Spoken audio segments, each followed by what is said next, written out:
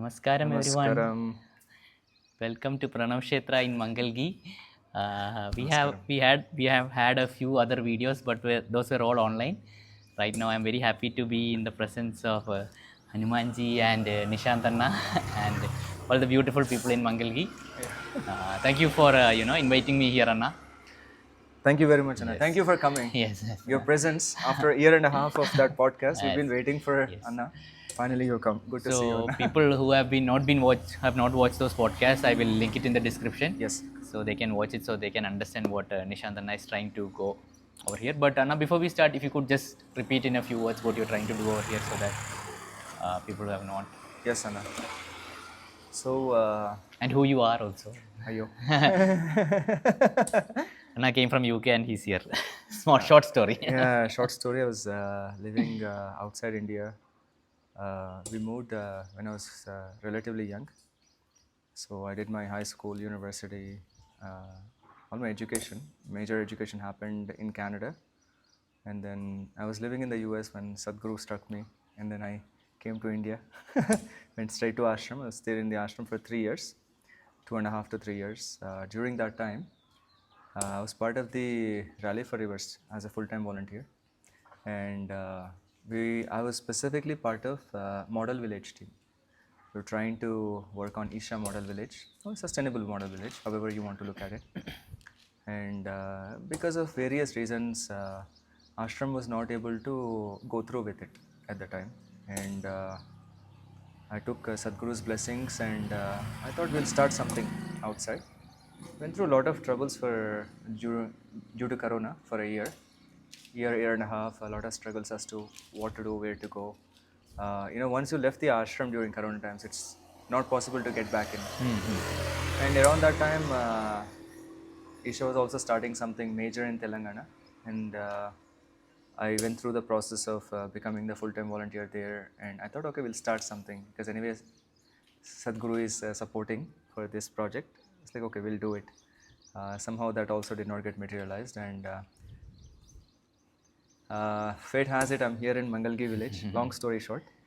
So our idea is that we want to create a sustainable village that is centered around spirituality, consciousness, and Sadhguru said specifically that a village or a space should give quality of life to individuals and well-being to the population, or well-being to everything, not just population, every life that is existing on the planet. Quality of life is basically referring to every individual should be able to make his own choice in life. That much liberty everybody should have, that they get to decide their own life. So at an individual level, quality of life, overall well-being, ecology, economy, everything has to go together. So that is the idea. We came here. With his blessings and with his grace, we were able to start a few things here. Beautiful, Anna. Now Vaisakh gave us his darshan, so we're excited. I came for Hanuman darshan, Anna. Okay. Yeah. Like when I started from Hyderabad, I made a video like I'm going to visit Hanuman. The auto I entered had like a Hanuman hanging on it. There was a guy riding on a bike. On it, it was written Jai Hanuman. Jai so Hanuman. Hanuman is traveling with me. Yes. You just have to think about him. He's a very quick guy. He responds very fast. Quickly, Very fast. He's one of the deities I found. Actually, I don't know many deities, so I can't speak for all of them. But generally, I noticed that he responds very fast. You just have to think of him. Beautiful, Anna. So I think many people know about your Hanuman Prathishta and all, but we would like to know a little bit more about how it happened, the entire process, the way you took the procession through the village, and and what is Hanuman made of, what kind of Prathishta it is, and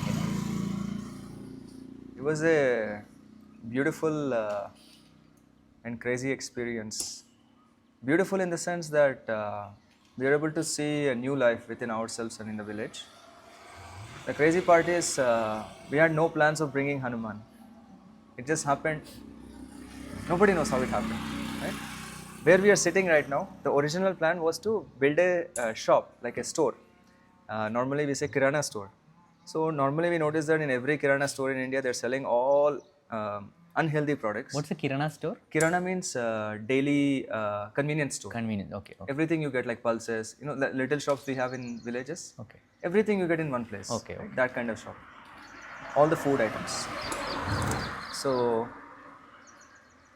we thought of building one like that and offer good food to the villagers. We'll start something like that. So we allocated this land for that originally in the plan.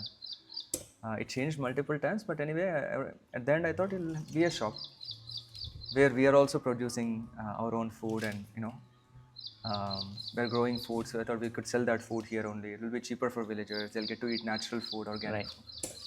And Hanuman, I don't know how and when and all of that, he came like that. He's like, I'm coming. I think he looked at our hopelessness and he said, okay, you need us. You need me in the village. And he came like that. So Hanuman came. So that much happened. And after that, the question is how to bring him here. I mean, he's come in the sadhana, but how to actually establish him here, that is the question. So Saram Swami called me around the same time. Okay. Like, what are the odds? You would be thinking, I'm just telling you Yes, the sequence. why would he call you? He just called me. He said, Nishant, I've been meditating about your village. Oh, okay. And he said, you need Hanuman. I'm like, Swami, you will not believe what happened 1 week ago. And I was telling him my own experience. He's like, okay, that means he's meant to come, he said. That's all it is. So if you went through that experience, and if I felt like I should bring him also, that means he's meant to come. And by that point, he's done a lot of Prathishtas. He does this special Prathishta called Prathishta. This is specifically for temples designed to be taken care by sadhakas or proper devotees.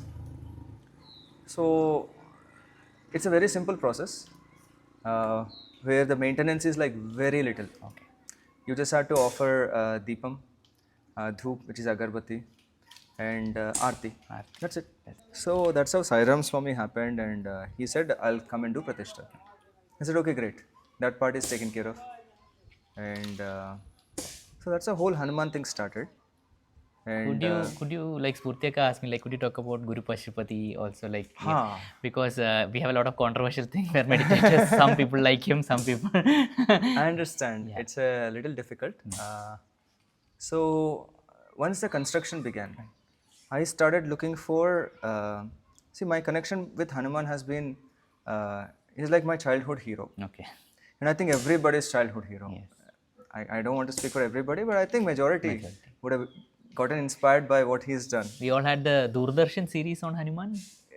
Yeah. Or Metro. There was a Hanuman series, There was right? Hanuman series. There's Chota Hanuman or something. Yeah. Right? So, yeah, when Hanuman was a baby, all the Leela he's done. So, yeah, so I was very, very inspired, and I would not follow any other deity. I had set up my own space for Hanuman. I've done all of that. I was very inspired, and I never learned Chalisa. I don't know why. Okay. Maybe it was meant to be.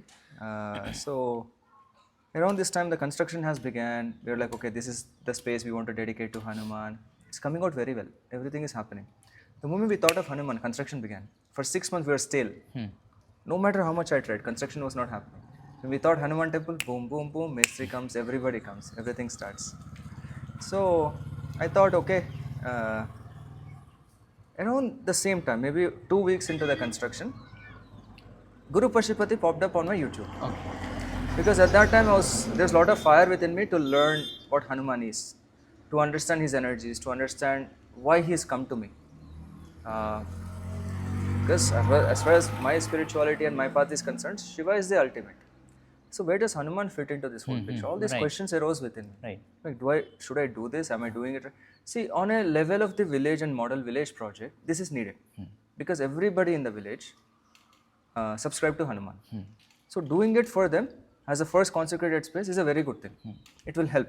At least we can slowly turn them inwards towards, So I just know that he's talking about Hanuman, and he's a guru by himself and everything. So I was like, well, I'll just listen to him. There's nothing wrong, because now I need knowledge. Because if I want to bring him here, I want to treat him nicely also. Right. I want to get to know him, and so I was focusing on gaining some knowledge, and somehow his videos have become a little more intriguing for us, because they're falling in line with what we are doing as far as our sadhana is concerned. Right? It's not contradictory in many ways. You can always find contradictions in everything in life. Right? I'm not talking about that. But in life, contradictions are inevitable. They have to exist. That's one of the things we learned in ashram, where everything is contradictory. and it is meant to be like that. You should be able to see the other side of the same coin, because you'll never know everything in the fullest form. So I did not. I followed, and then later on, he started to release Hanuman series, Okay. where he spoke about Hanuman from Ramayana perspective, and then he started translating Hanuman Chalisa. And that's when I was like, wow, this is exactly what I need, because I need to connect with him. I need to know his qualities. In Hanuman Chalisa, Tulsidas described all of Hanuman's qualities, many Hanuman qualities. Right. So going through his Chalisa series, I connected with Hanuman deeply. Right? I was able to go through my own meditation and visualization, just to trying to imagine. You know, when we say Shiva's Adiyogi, I just close my eyes. I would be thinking about what Adiyogi would look like, right? With that enormity, what would he look like? That's how I imagined.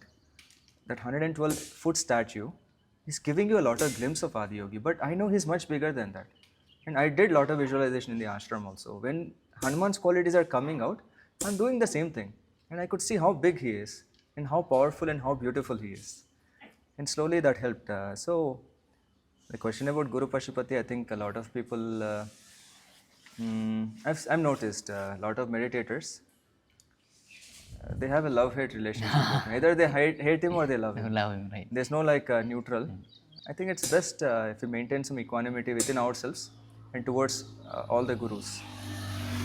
We are not at a state to judge Right. gurus. We are not at a state to judge anything, to be honest. We need some discernment to say if this is good or bad. That much judgment, if we do, that's enough. But I'm only speaking about myself. That if we start judging everybody and everything, I don't know what sadhana we are doing, to be honest. Right. We have to question ourselves a lot. So I don't judge anybody. I have my own reservations against something or somebody, or maybe part of their teachings, maybe, and that is okay, because it doesn't comply with what my guru taught me, what my guru put me. He put me on a certain path. Right. My guru is Sadhguru. He put me on a certain path. When there's something in contradiction, I won't follow it. I won't do it. Right. But knowledge is coming from so many ways. I went to school for MBA and engineering. Right. Do I want to say that Sadhguru didn't teach this? I'm going to drop this? Right. No. How do you think all this construction is happening? Civil engineering. Right. Do I have to drop it now? No, definitely no. Should I do inner engineering and the buildings will come up? Sadhguru said, you exercise your responsibility. To your capacity, whatever is needed, you do it. So I'm trying to do the same thing. So that's how Guru Pashupathi happened. And I spoke to him once. This is to clear all the questions for all of you. I spoke to him a couple of times, and he shared his own story about Sadhguru. Okay. Guru Pashupati's father was a friend of Sadhguru, number one. So he knows Sadhguru intimately. Number two, Guru Pashupati also told me that Sadhguru had told him as a boy, when he was a child, he met Sadhguru and Sadhguru told him something, I don't remember right now. And he said that has been one of his biggest inspirations to get into spiritual path. Okay. So he looks at Sadhguru as a guru status. Right. So when we start judging him, I don't know what again, right? So he has his own path. Right. Right? Just because I like English and you like maths, I don't want to judge your path. So it's like that only, right? There's so many paths in yoga itself. We have the Nath Sampradaya in the north where Yogi Adityanath belongs to. They have their own yoga mark. They don't merge with us, and that is okay. They're doing whatever they can do. This is Siddha Yoga path. It's a different path. We don't have to follow it if you don't like it. So where I connect with him is his offering of Hanuman. Right. The way he offered Hanuman, and I was able to connect with it. And I'm telling you, Anna, he said Tarak Mantra is all you need, which is Shri Ram, Jai Ram, Jai Jai Ram. And Sairam Swami comes, he starts consecrating. He consecrated Hanuman with Shri Ram, Jai Ram, Jai Jai Ram. Right. What a coincidence. Right. How is it possible that he is offering Tarak Mantra and then Sairam Swami consecrates the Sankat Mochan Hanuman with Tarak Mantra? So, we can only bow down to people who are offering themselves like this to humanity. So, nothing more than that I have with him or against him. Right. So why do we sometimes, some of us have this, if someone says something which does not totally align with what Sadhguru is saying, we think that the entire person is not right, or you have to protect Sadhguru. Does Sadhguru need such a protection from us? See, if I have to be honest, Sadhguru needs protection, more protection from us compared to them. Okay? Okay? Our own idea of Sadhguru, we impose it on him. Him, right. Okay? Many times he told us, you cannot grasp who I am. Who I am. Right? You just try to be with me. So when he said it, this much we can understand that we cannot grasp him. We cannot put him in one perspective or one framework. That's very obvious. So if that is the case, we always want to put Sadhguru here, there. He is so enormous, I think. So I don't want to defend him in any way. Yeah. He's more than capable of defending himself. Okay? If you want to share your own experiences with people, do it. Absolutely, by all means. And I think that is great if you want to share your experiences. If you go on continuously defending Isha, Sadhguru, Isha, Sadhguru, Isha, Sadhguru, you will go into this mode of judgment all the time. Justice, I want justice, I want justice. What is the justice? Sadhguru. What is the justice? Isha. Again, you're becoming a cult and religion. Right. And my love for Isha and Sadhguru, I don't talk about it too much, but it's built up so big within me that whatever Isha does, I support it without even thinking much. Okay, whatever Sadhguru says, I'll just do it blindly. I don't have to go on telling the world that I'm doing this because I'm the biggest follower of Sadhguru. You don't need to do that. Spirituality is inward experience. What's happening within you? At least that's my understanding, that's my experience. I don't know. It's creating too much noise when it's not needed. Or when it is needed, you don't come out. Yeah, true. Right? So, I don't know, I'm just giving an example. Does Sadhguru have to tell you that there's massacre of Hindus happening in Bangladesh? Does Sadhguru have to come and tell you to actually do something about it? Isn't your conscience telling you something? This is the time to make noise. How many of us are making the noise? When we are needed to make noise, we are not making noise. To defend little things, you are coming forward and getting into heated debates and arguments. I don't think it's needed. And again, if that's how you look at yourself, and that's what quality of life comes into picture, I'm not against you. If you define your quality of life as being argumentative and fighting for every little thing, go for it. I don't have any qualms about it. But I just feel that there's a more peaceful way of living than that. Beautiful, Anna. That's all. Okay, Anna. So now let's talk about Hanuman and how you Prathishta happened and. Hanuman Prathishta happened. It's a miracle. So many miracles have happened during that time. I think one miracle I told you yesterday about that the Jugaad bike. Yes. So nobody got injured in the process. So many miracles have happened like that. I don't even remember everything, and maybe it's for a different day. Volunteers will explain actually much better than I did. Like things that happened to them. But it was a lot of effort. It's our first Prathishta happening. With this, it will become a foundation for the next one. It will be much easier. Volunteers did not have proper space to stay, and it's like we went through a lot of survival things. Yet everybody responded beautifully. So one incident I want to say about Hanuman. I'll tell you why Hanuman is such a force. So in the village, we have a small community who are not allowed in the temples of the village, and so before the construction of the temple, we got the Moorthi. Also the Moorthi. Yes, for Vaisakh. So the Moorthi is coming from Kerala. It's called a Krishna Shila Moorthi. It's one of the top Moorthis or top stones for Moorthi sculpting, because it retains the highest prana. Okay. And that's very important. When you're doing consecration, you want the stone to retain prana. For example, you have granite. It's a neutral thing. So you need to continuously do chanting, rituals, mantras. That's why mantra pratishtha, you can use granite, because everyday mantras will happen. But for this, for Vayu pratishtha and beyond this, you need a Moorthi that can hold the prana and retain it. And that's very important. So the stone came from Kerala. It went from Kerala to Andhra. We went to Andhra, we got it sculpted, and he was waiting for us. Okay. It was half done, and they said, the person said they did not want it. He was just waiting for us. The Moorthi was just waiting for us there. Means someone else sculpted this Hanuman? They were starting. Okay, They okay. got the stone for somebody else. Okay. Okay. Huh. When we went there, they said Moorthi was we got it for somebody else, and they didn't want it. It's as if you're supposed to get it. You know, Fully sculpted like this. half. Huh. You're in the process. Okay. So it was done in like 3-4 days. So 3-4 days it's done. We were like very excited. We So got the did you Moorthi. have, just sorry Anna, for Yeah. do you have, did you had any idea that Hanuman should like this or anything? Or? Nothing. Okay. We want to leave it to the sculptors only as much as possible, because once the consecration happens, the energy is different. But this is Sankat Mochan Hanuman, so he has to be that Hanuman with the Sanjeevani Parvat. That much we have to take care. Rest of it, I did not want to put too much input, because even I don't know what it is. Right? So they've been doing it for generations. So I thought I'll let them do it.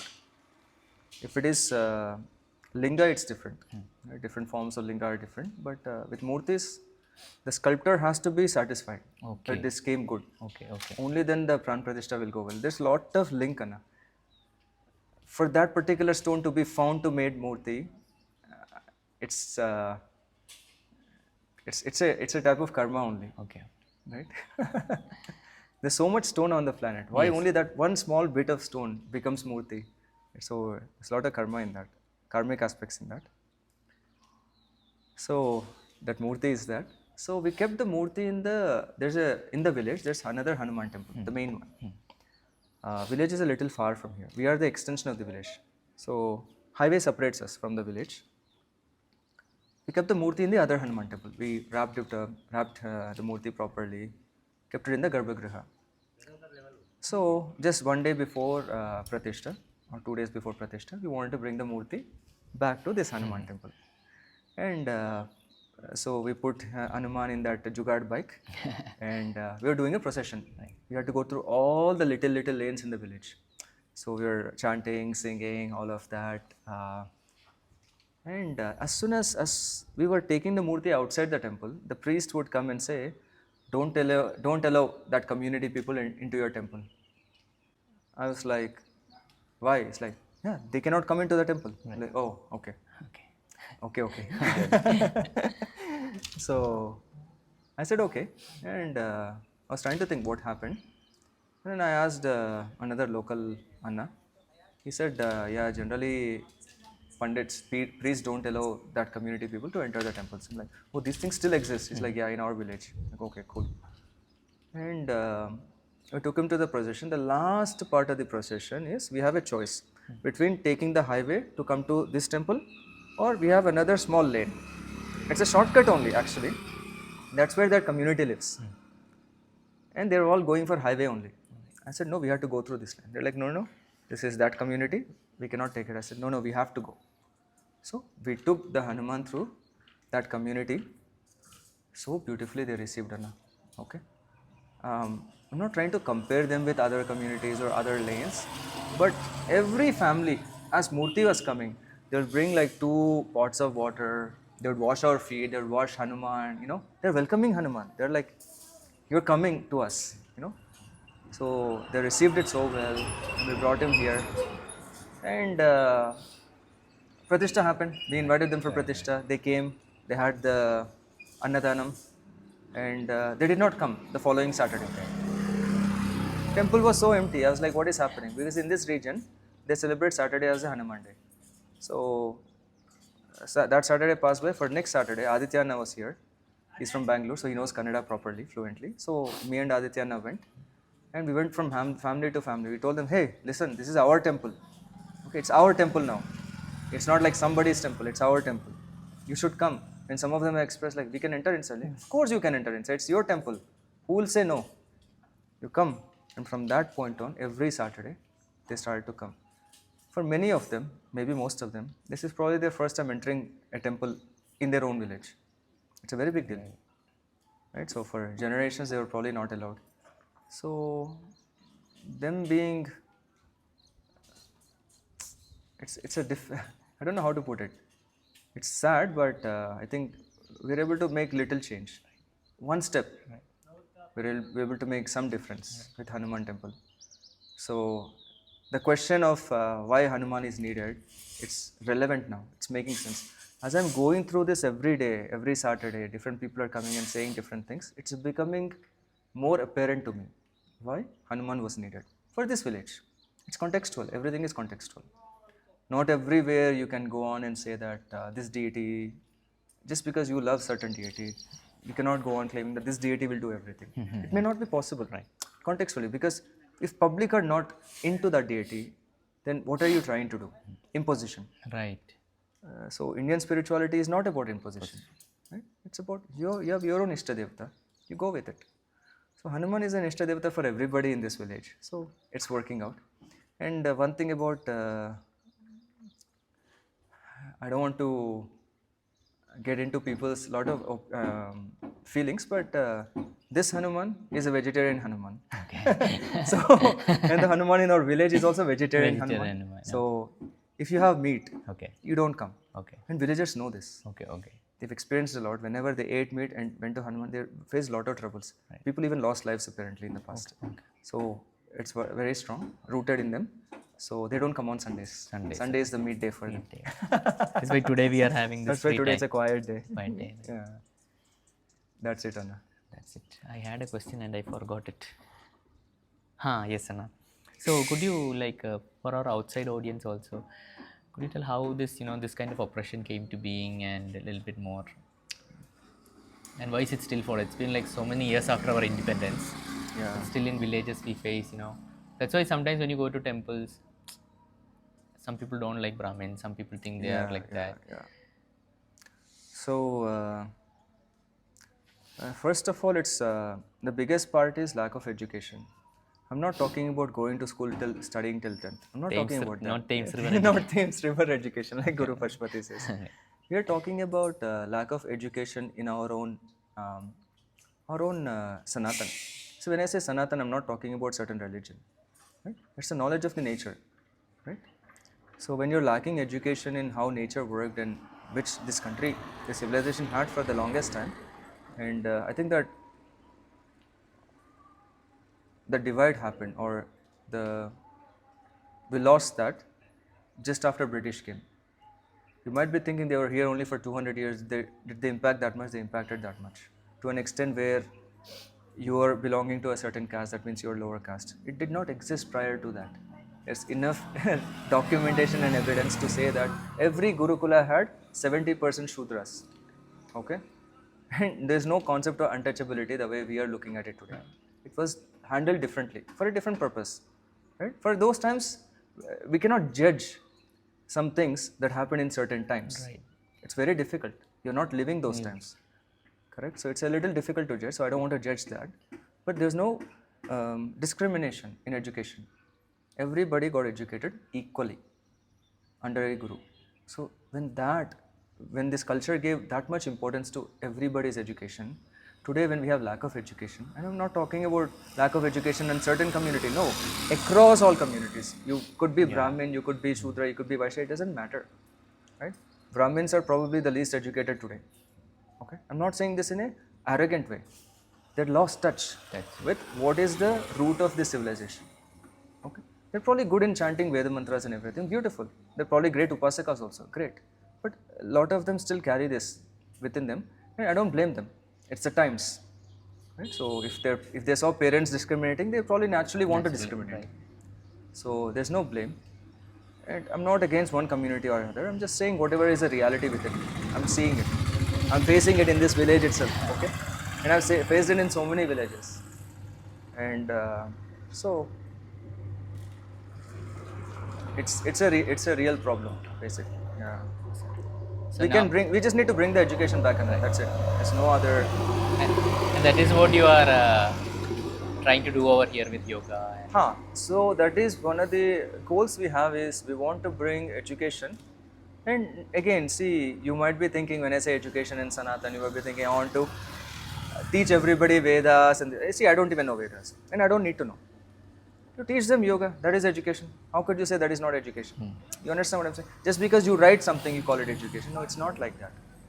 Education is how you are able to live well on the planet. Different gurus have different ways of teaching the same thing. There's some things beyond also. We're not talking about beyond stuff. Let's talk basics. Right? The soil, whatever, the trees, consecrated spaces, things like that. That is basic education, don't you think? Yes. Everybody should know this much. Beyond that is like extra stuff. You go to specialists. So that's it. You go to special sadhana, specialists. Just like how you're doing PhDs. People do like 10 years of PhD. Why are they doing it? And somebody asks them to do it. They're interested in that. So if you're interested in some subject so much, you spend 10 years with a guru. You'll learn it. Right. That is also their option. That's a PhD. That's a PhD. Up till 12th, everybody should know. 10th class. Right? Up till 10th class means you should know what, how to eat, how to drink, how to live, how to go to a temple, how to make use of the energies around you, how to improve the energies around you. Simple, simple things. What is the importance of trees? What is the importance of soil? What is the importance of air? The Panchabhutas. I think these are like basic things that we are supposed to learn until by 10th class. We should be an expert in it. Right. Right? Bhuta Shuddhi is like, we should be playing with the elements like that. Even I'm not able to play with the elements. I'm saying, if it started at age of 6, within next 10 years, you would gain mastery over it. Then what is there to stop you? Everything else is an extension of that. So, that thing I think we are lacking. A lot of the yogis are bringing it back. Sadhguru, thanks to Sadhguru, I don't have words to express what he's doing for the planet and humanity. So, yeah. Beautiful, Anna. So, Anna, now can we talk more about the Sankat Mochan Hanuman and what does he signify and how one can make use of him? Or, Yeah. Everyone wants benefit. So, what is the benefit of being in the presence of a Sankat Mochan Hanuman? Yes, Sana. That's all. Can we pass exams? Can we? We can pass Sankat. life exams for Yes. sure. I don't know about the little exams we are going through in colleges and schools. I mean, I'm not saying they're less important, but I think life tests you more than that, I think. Because at least life doesn't give you syllabus. Right. No syllabus. Yes. No syllabus. It will be out of syllabus only all the time. So Sankat Mochan or Sankat Vimochan, it can be both ways. Sankat means obstacles, challenges. Mochan means, in a way, it's liberation. So technically what that means is, or essentially what that means is, he is helping you overcome your obstacles, challenges and limitations. Right? How is he doing that? He is not giving you any mantra, he is not giving those magic, no. He is empowering you. Okay? Wherever you are facing challenges, if you approach him for that purpose, he'll empower you. It's because Hanuman doesn't believe in just relieving you from this stress, that stress. He's like, I'll empower you. Are you ready? All right. You should be able to take care of yourself. And I think that's what Sadhguru is doing. Right? He's like, I'll empower you with all the tools. You take care of it. So this Hanuman is specialized with that. With the Sanjeevani Parvat, he offered solutions to Ram. When Ram was facing this obstacle or challenge on how to save Lakshman, he looked to Hanuman and said, oh, okay, Hanuman. And Hanuman is like, okay, fine, I'll take up this challenge. So he would just jump and bring back Sanjeevani. So we don't know how big of a jump he took, but yeah, I'm sure he would have taken a very long jump. So how to make use of it and how to make use of him? See, one way is you can come here, obviously, and spend a few days with us. We have Hanuman Sadhana we offer. You can take the sadhana and it doesn't require special initiation or anything. It's just your connection with Hanuman, how you want to handle it. You come here, you do that sadhana. Most of them are Isha practices only because that's the foundation. Without the necessary foundation, it will break. Right? The foundation is all the, all the Kriya and Hatha Yoga we are doing. Right? So you take up that sadhana, you spend, typically the sadhana is 9 days or 16 days or 21 days or 1 mandala. You can do that here. If it's not possible, you can take up this sadhana at home, you can do it. And you can connect with him. You should see right now we are about more than 450 sadhakas have taken up this sadhana. You should really see their feedback. See, I have not experienced like anything that they are experiencing. Right. Okay. Everybody is just like pouring out their enormous experience they're going through, their empowerment. Like everything, every challenges they're going through, they're just overcoming that. It's so beautiful to just witness that. So I know what he is doing to us, but what he is doing to so many people. When I started that group and offered this sadhana, I thought it will be like 20-30 people will take it up. And it's okay. I thought it will last only till Prathishta. But till Prathishta, only 130 people have shown up. And they have done the sadhana. They participated in the Prathishta. After Prathishta, the number just rose. Like four times right now. We're close to 500. Okay. So right now, every Paurnami and Amavasya, there will be an orientation if you're interested. You go through the orientation. If it seems like you can do it or you want to do it, combination, you take up the sadhana. So one option is doing it here. One option is doing it at home and culminating here. Right. Third option is you're doing it at home, you culminate there only. Or if you have a temple close by, Hanuman temple close, you culminate there. Last option, which is still not a bad thing, because Hanuman is a living energy.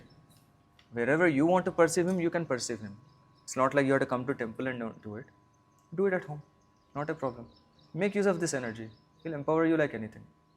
So the instructions you give online, if anyone Yes, can Zoom or anything, they can. It's a proper, I'll share the link with you. They have to register first. Okay. And they'll automatically get added to a group. Right.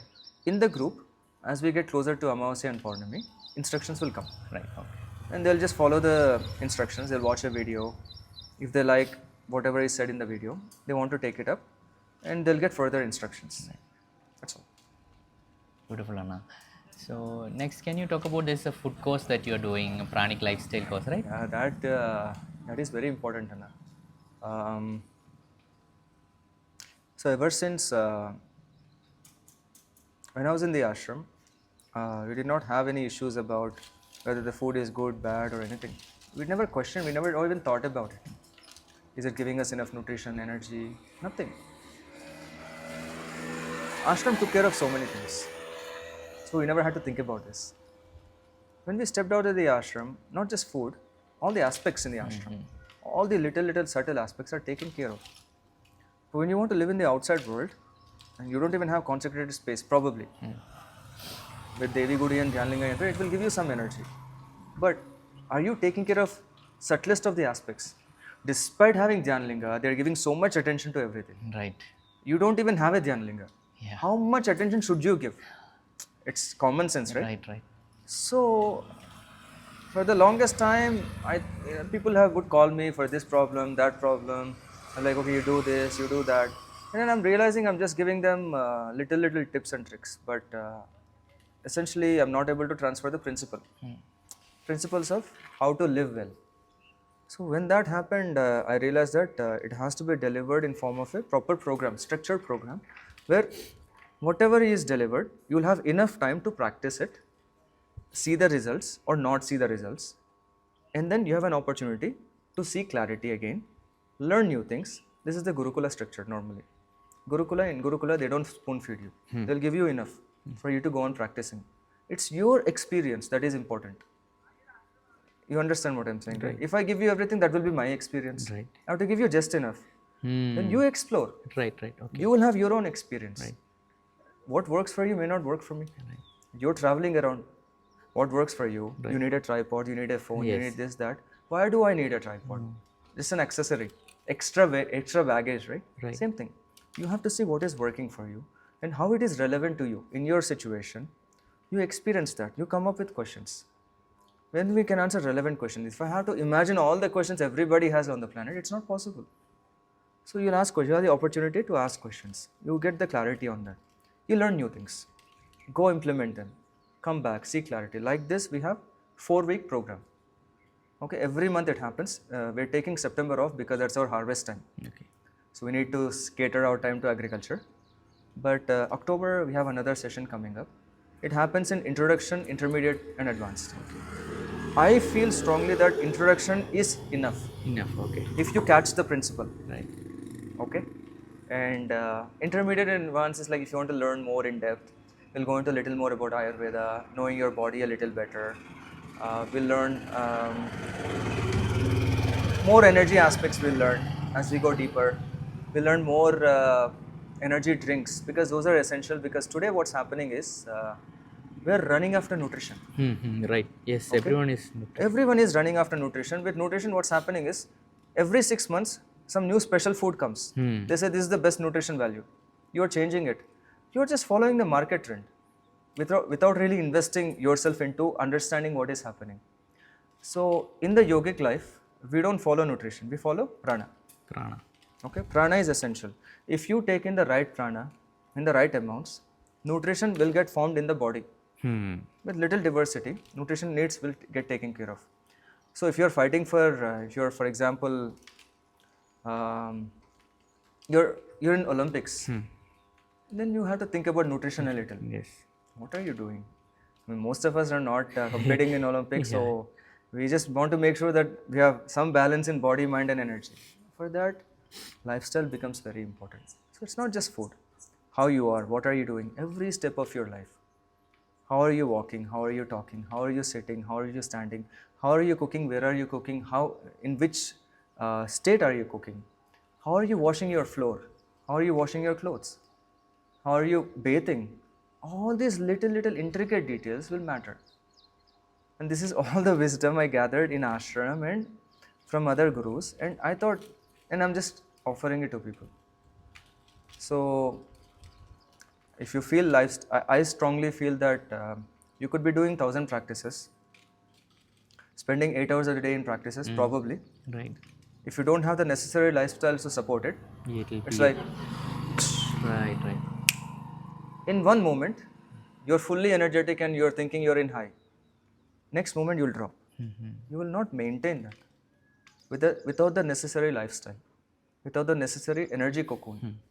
Right? You're building up energy, draining it. Building up energy, draining it. What good is it? I don't know. So, these practices are essentially, or this lifestyle is essentially needed for everybody. So, we started it. We are offering whatever we are doing in Pranavakshetra. We are not teaching anything different. That's one thing I learned from Sadhguru. You only talk about things you are doing that's within your experience. So, we are only talking about what we know and what we are practicing. So, in a way, it's a sharing of what we are doing. We're not trying to teach you anything. We're just sharing you, this is what we're doing, this is how prana is being built, this is how it's helping us. It's helped so many more people already. Right? We are running the 8th batch right now. Right? 8th introductory batch is start happening right now. 4th intermediate batch, 3 intermediate batches are finished. 2nd advanced batch is going on. So continuously something or other is happening. We're just occupied on Saturdays and Sundays with this, with these sessions only. We also need a break. So September will be a nice break to spend time in the farm. Yeah. How many hours is each session, like this introductory session is like? So the format is, the first week, let's say the session is 1 week from now. Okay. Today we will provide all the content. You take your time. Within this 1 week, you finish the content. Okay. It's not much. It's less than 2 hours of content. You have 1 week. 1 week to finish. Right. You can easily manage. During the session, right, you have time to learn, implement in that 1 week. You ask all the questions, see clarity. So people will come, they'll be asking questions, questions will range from anything to anything, Anna. Okay. You won't even believe. There is no it's like extreme questions can also come up, and that is it. You should be open to these extreme questions, because those are realities of life, right? If you're doing practices, great, but how will you handle realities of life? House will not build by itself. House will not take care by itself. How will you take care of it? So, again, after that session, we'll give the content for the next week. 1 week to listen, practice, watch, everything. Questions. 3rd week also we'll give content, listen, practice. The 3rd session is the final session. Total 4-week process, 3 sessions. So, majority of the questions will be taken care of. At this point, if they're interested to learn more about pranic lifestyle and how to improve it even further, because essentially we want to empower them to a state where they can teach this themselves, not just simply implement, teach it themselves. And in that case, if you want to, take this on, offer it to everybody, we are happy if you want to offer it. You can take intermediate, you can take advanced, you'll be a little more better at these things. That's all. There's an aspect of fermentation we focus on, we call it positive pranic fermentation. That's what we focus on for energy stuff, besides other things. Right. And that is a very subtle technique. So it requires time to practice and to get mastery over it. You had ganji today morning. Yes. So it's fermented rice starch. Yes. Right? Within 1 day, it becomes highly positive pranic. Okay. I know Vaisakh did this Rudraksh thing. In Goa. He was doing anti-clockwise of pranic food and stuff. But if you do it properly, you'll notice it actually turns in the right direction. Right. And everybody who had this slightly fermented rice starch, they've experienced very beautiful cool states. For a sadhaka, it's required that this area is cool. Because you're pumping up energy, it gets heated up a little. So you need to cool it down. So that's why Sadhguru also said, when you're doing intense practices, you pour water on your head once in a while. Right? It's very important. So with this Ganji process, what we are doing is we are giving that cool from within. Okay, it will improve your gut. Your gut and brain are connected. The way you think will depend on how clean your gut is. It will be cleaning your gut. It will be introducing positive bacteria to your gut. It will keep you cool and calm. It will give you the energy. If you're hungry in the morning for no reason, you have one glass of this. Your hunger will be delayed. And it's not like your energy is dropped. Your energy, you can maintain the same intensity. And during my farming days in 2020, I'd have 2 liters of this, not 2 liters, sorry, 2 glasses of this, almost 500 ml. And I would eat only 1 meal a day. Oh. It used to sustain me that much. Because you don't have time to go home and come back and do all of that. So I'll drink that, I'll pack my food, go to the farm, I'll eat in the afternoon in the farm, I can sustain the whole day. It's like that. It's that powerful.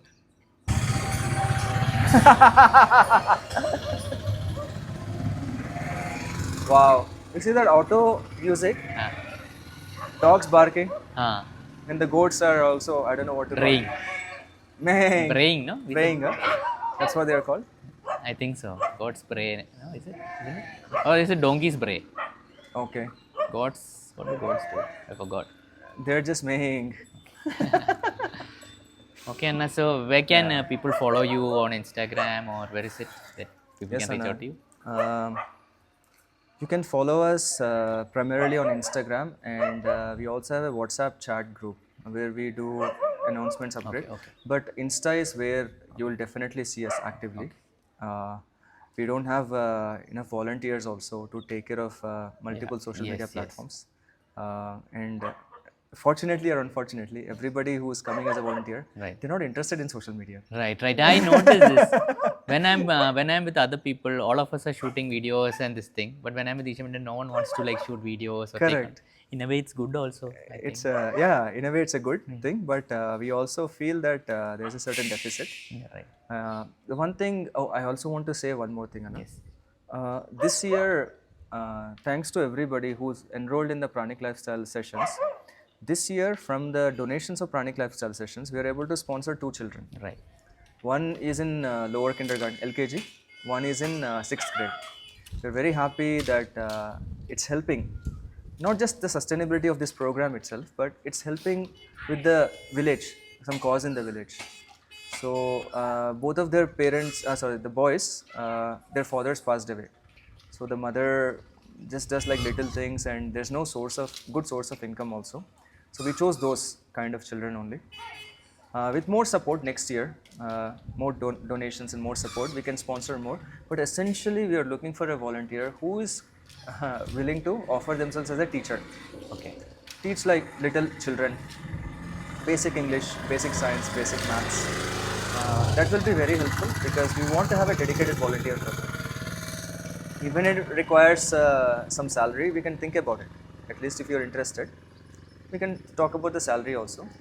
We are living very simple. So if you're comfortable with simple lifestyle and offering yourself to children and for the future, please.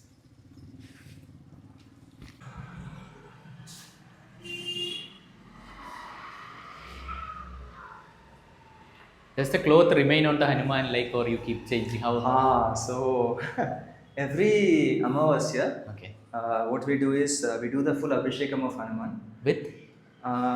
So water definitely, and there will be something called, what is it called? There will be different spices, special spices.